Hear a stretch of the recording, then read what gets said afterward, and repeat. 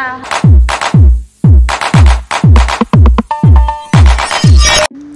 everyone, welcome back to my channel. I am packing day hauna haujare video se 5770 Moriarty Alexandra Intercity Express will shortly arrive on platform bus.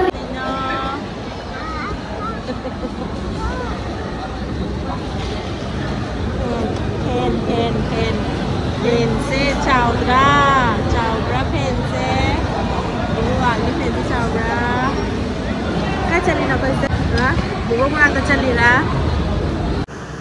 ako station da hajik yaure to ngasi se da sa minute ni aba duna traffic yam oigani to aduna ko station da mangjau na oina thungare amukamu once more kaya nang i-chocolate to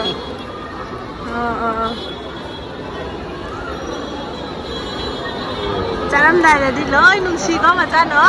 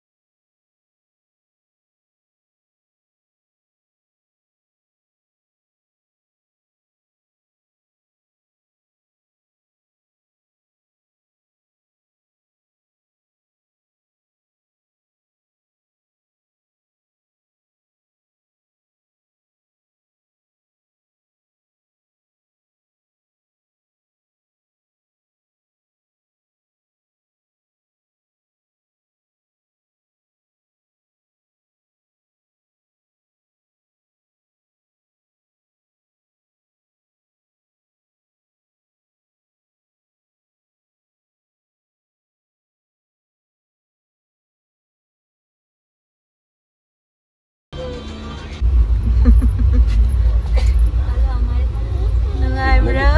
Hey, onda ni.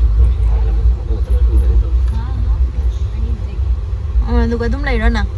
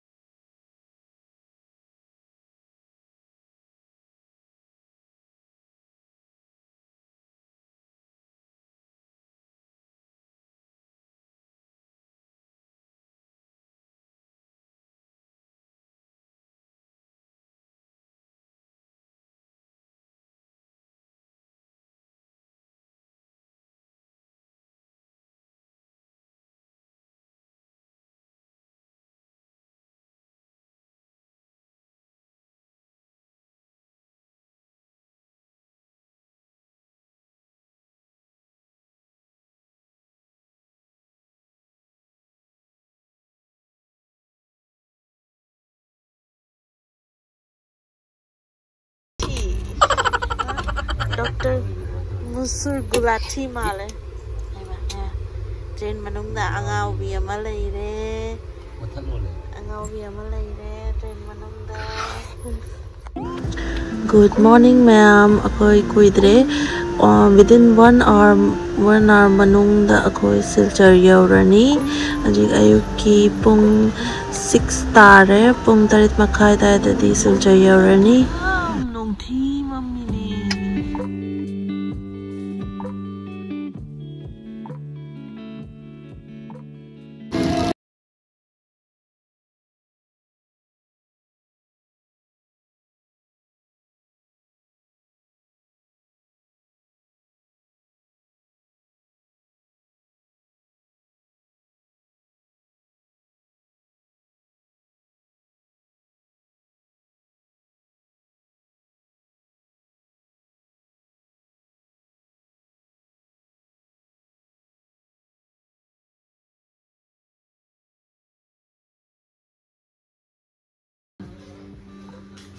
Kari taurige.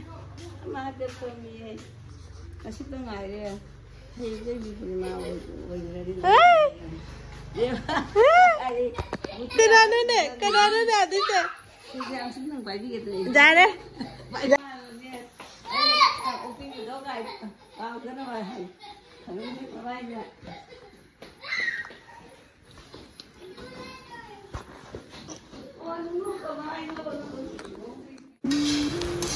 Ma'am akhoi yum yore hajing nungdilgi matamni kinom chasi haina khichi khara lerambase sahalaga charani. Manu how bro? Hawi. Ani how bro? Is orororo thadare ne. Orororo thadare ne. Chara chara.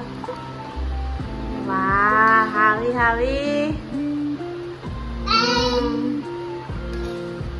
Hai Tara, hai Mayam. Cái gì tao đi nữa nè? Hả? Ado Mayam ako'y handak siljalak pagi maram se aigi inaunupi se handak angang unadore ba adugi damak lakpane.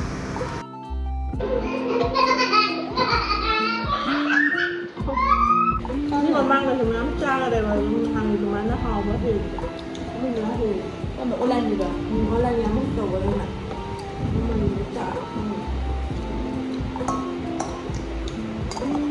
đồ của nó hòm